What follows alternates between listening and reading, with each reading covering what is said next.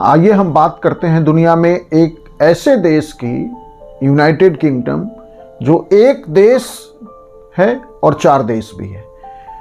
United kingdom दुनिया में अनोखा देशों का देश है, जिसमें इंग्लैंड, वेल्स, स्कॉटलैंड और उत्तरी आयरलैंड मिला के एक देश भी हैं और 4 अलग अलग देश भी हैं।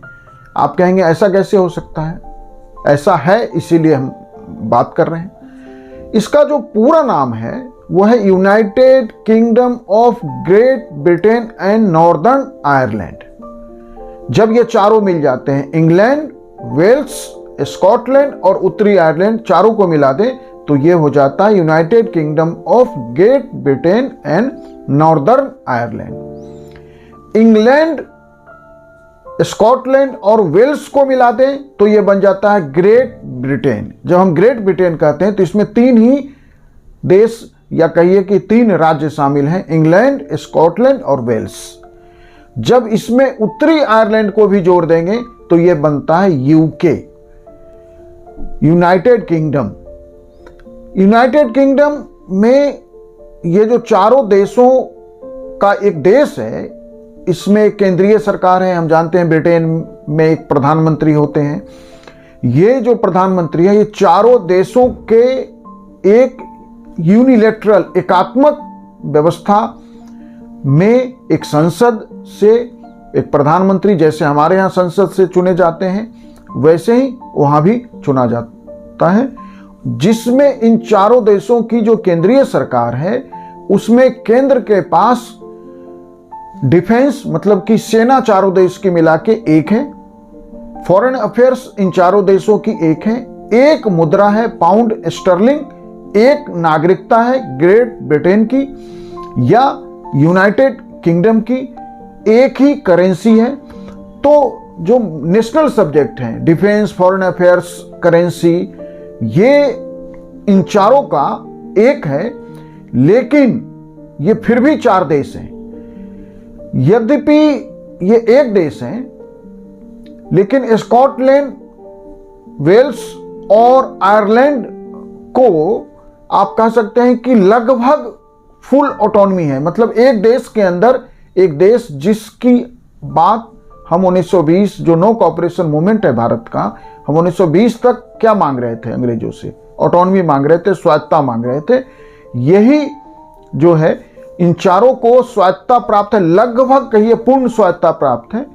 और खासकर 1990 के दशक में इन देशों की स्थानीय पहचान और इनकी स्वायत्तता की मांग और एक देश भी बने रहने और 4 अलग अलग देश को स्वायत्तता के साथ रहने दिया जाए, ताकि यूनाइटेड किंगडम एक देश भी बना रहे। इसलिए 1990 के बाद इन्हें लगभग पूर्ण स्वायत्तता दे दी गई। यूनाइटेड किंगडम का जो सबसे बड़ा आबादी वाला हिस्सा है वो इंग्लैंड है। इसलिए हम देखिए सामान्यतः इंग्लैंड कहते हैं। इंग्लैंड यूनाइटेड किंगडम का एक हिस्सा है, या कह लीजिए कि उसका भी एक देश है। वैसे जो इंग्लैंड है वो सबसे अधिक आबादी वाला भी है, सबसे बड़ा हिस्सा भी है। 59 मिलियन जो है इंग्लैंड की जनसंख्या है, मतलब 5 करोड़ 90 लाख, अप्रॉक्स 6 करोड़ जनसंख्या है और 1,30,462 स्क्वायर किलोमीटर इसका एरिया है। जो इस देश का, यूनाइटेड किंगडम का जो दूसरा हिस्सा है, या जिसे आप कहिए कि दूसरा देश है, वो स्कॉटलैंड है, जिसकी राजधानी एडिनबर्ग है। और इसका कुल जो पॉपुलेशन है वो 5.5 million, approx 55 lakh, area 78,803 square kilometre है।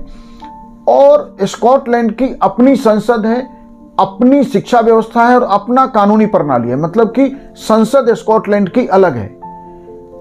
जिन मामलों में हमने देखा कि डिफेंस, फॉरेन अफेयर्स, करेंसी को छोड़ के सभी मामलों में स्कॉटलैंड, वेल्स, आयरलैंड एकदम एक तरह से देश है। केवल यही विषय हैं जो यूनाइटेड किंगडम में एक देश के रूप में तय होता है। बाकी सभी मामलों में स्कॉटलैंड अलग है, स्वतंत्र है, वैसे ही वेल्स स्वतंत्र है, इंग्लैंड स्वतंत्र है और नॉर्दर्न आयरलैंड स्वतंत्र है। तो इसकी अपनी संसद है, अपनी शिक्षा प्रणाली, अपनी कानूनी प्रणाली है। ऐसे ही वेल्स, इसकी राजधानी कार्डिफ है, इसकी भी अपनी संसद है। और वेल्स की भाषा को विशेष दर्जा दिया गया है। इसका पॉपुलेशन 3.2 मिलियन और एरिया 20,782 स्क्वायर किलोमीटर है। नॉर्दर्न आयरलैंड, जिसकी राजधानी बेलफास्ट है, आयरलैंड दो हिस्सों में बटा हुआ है। एक साउथ आयरलैंड है, दक्षिणी आयरलैंड, रिपब्लिक ऑफ आयरलैंड कहते हैं। वो तो कंप्लीट स्वतंत्र देश है, सॉवरेन कंट्री है। उसी आयरलैंड का एक हिस्सा northern Ireland UK United kingdom का हिस्सा है, एक देश के अंदर एक देश के रूप में। यह आयरलैंड का जो हिस्सा है नॉर्दर्न आयरलैंड है, इसकी भी अपनी कार्यपालिका है, अपना एजुकेशन सिस्टम है, अपना हेल्थ सिस्टम है, अपना एग्रीकल्चर सिस्टम है। इवन संसद भी इसकी अपनी है, जिसको हम नॉर्दर्न आयरलैंड असेंबली कहते हैं, जिसमें 90 सदस्य होते हैं। आप जब भारत का संविधान पढ़ते हैं तो आप पढ़ते हैं कि भारत के संविधान में राज्यसभा का चुनाव, राष्ट्रपति का चुनाव, उपराष्ट्रपति का चुनाव और विधान परिषद का चुनाव की एक प्रणाली हमने भारत में अपनाया हुआ है, जिसको हम कहते हैं एकल संक्रमणीय मत के द्वारा, सिंगल ट्रांसफरेबल वोटिंग। यह प्रणाली हमने नॉर्दर्न आयरलैंड से लिया है। नॉर्दर्न आयरलैंड में यह व्यवस्था इसलिए अपनाया गया है ताकि सभी समुदायों को प्रॉपर प्रतिनिधित्व मिल सके। तो इस तरह से हम देख रहे हैं कि यूनाइटेड किंगडम 4 देशों का एक देश है, जिसमें हमने देखा कि इंग्लैंड भी एक तरह से आप देश है, वेल्स, स्कॉटलैंड और नॉर्दर्न आयरलैंड। इंग्लैंड वैसे हमने देखा कि यूके का, यूनाइटेड किंगडम का सबसे बड़ा हिस्सा है और 80% आप कहिए कि जनसंख्या इंग्लैंड में रहती है। लेकिन इंग्लैंड की अपनी अलग संसद नहीं है, इंग्लैंड की संसद नहीं है, मतलब यूके की संसद ही इंग्लैंड राज्य मान लीजिए या एक देश मान लीजिए, ऑटोनोमस रीजन मान लीजिए, उसके लिए कानून बनाती है। तो यूके की जो संसद है, यूनाइटेड किंगडम की संसद, वो इंग्लैंड के लिए भी कानून बनाती है और यूनाइटेड किंगडम के लिए कानून बनाती है। तो जब वो यूके के लिए कानून बना रही है तो केवल डिफेंस, फॉरेन अफेयर्स, करेंसी जैसे महत्वपूर्ण मामलों में, और जब इंग्लैंड के लिए बना रही है तो इंग्लैंड के लिए सभी तरह से, जैसे बाकी हमने देखा स्कॉटलैंड के संसद को अधिकार है, नॉर्दर्न आयरलैंड की संसद को अधिकार है।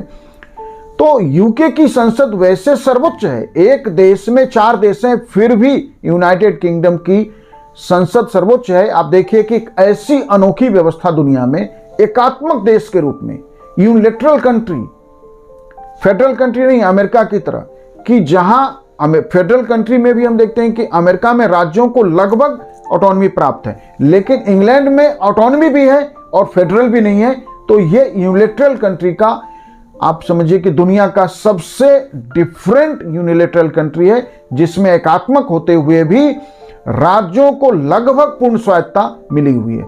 वैसे कहा जाता है कि यूके की संसद चाहे तो जो सत्ता राज्यों को, मतलब कि स्कॉटलैंड को, वेल्स को, नॉर्दर्न आयरलैंड को हस्तांतरित की गई है, वो कभी भी वापस ले सकती है, लेकिन ऐसा संभव नहीं है। ऐसा होने में वह एक जो यूनिलैटरल कंट्री के रूप में एक देश है वो नहीं रहेगा। तो country with in a country, देशों के भीतर एक देश का जो यूके है, जिसका दिल इंग्लैंड है, बाकी जो 3 हैं वो अपनी आंतरिक पहचान बनाए रखते हुए, अपनी स्वायत्ता बनाए रखते हुए यूके का हिस्सा हैं। Thank you.